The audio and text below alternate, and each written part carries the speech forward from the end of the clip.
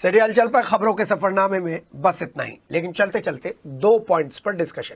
पहले तो ये हम एसएसपी साहब से बात करना चाहते हैं, उन्हें बताना चाहते हैं जिन थानों के अंतर्गत चोरी होती है, बड़ी चोरी होती है, वहां के एसओ और चौकी इंचार्ज पर क्यों नहीं कार्रवाई होती है। एक बार आप कार्रवाई तो कर देखिए, उन फैंटम के सिपाहियों पर कार्रवाई तो कर देखिए जो उस क्षेत्र में पोस्टेड है, जिनको उन क्षेत्र की जिम्मेदारी दी गई है। जी हाँ, अगर ये चोरियां नहीं रुक रही हैं तो ये विफलता है।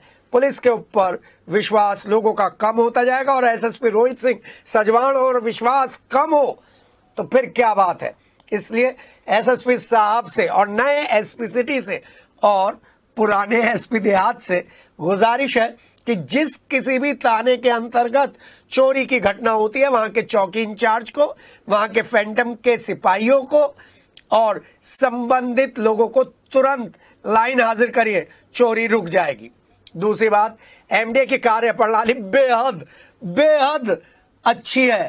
पहले वो विकास कराते हैं, फिर विकास की गति को थामते हैं और उसके बाद उस पर बुलडोजर चलाते हैं, क्योंकि काम करने का तरीका ही है।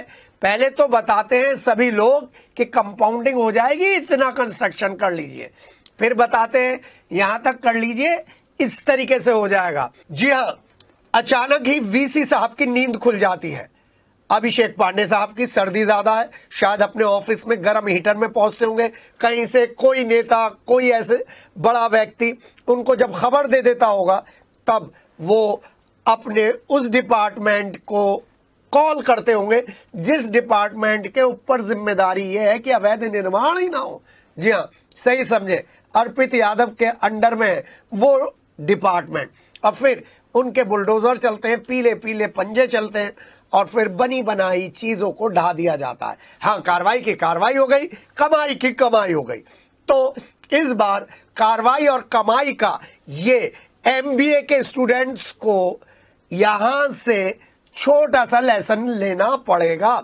और हाँ, हमारा जो वो है ना आवास विकास डिपार्टमेंट, वो भी पीछे नहीं है। और एमबीए के स्टूडेंट्स जिन्होंने ये फॉर्मूला इजाद किया है, उसमें एमडीए और आवास विकास के जूनियर इंजीनियर, मैट, चौकीदार और सारे लोग हैं, और उनके साथ हैं फर्जी पत्रकार, एमबीए का कोर्स चला रहे हैं। पहले मकान बनाओ, फिर पंजा चलाओ। आपकी भी कमाई, हमारी भी कमाई, आपका भी गुड वर्क, हमारी भी कमाई, बहुत बढ़िया है। लेकिन नए साल में जनवरी में अभिषेक पांडे वीसी साहब, आपसे वादा है कि हम जरूर इस बार बड़े स्तर पर कार्रवाई के लिए लोगों को तैयार करेंगे कि किस तरीके से आप सेलेक्टिव कार्रवाई होने के बावजूद अपने लोगों पर कोई कार्रवाई नहीं करते हैं। परिणाम है आपकी व्यवस्था को, जो व्यवस्था पहले बनने के टाइम कमाई करती है और फिर ध्वस्तीकरण के टाइम भी कमाई करती है।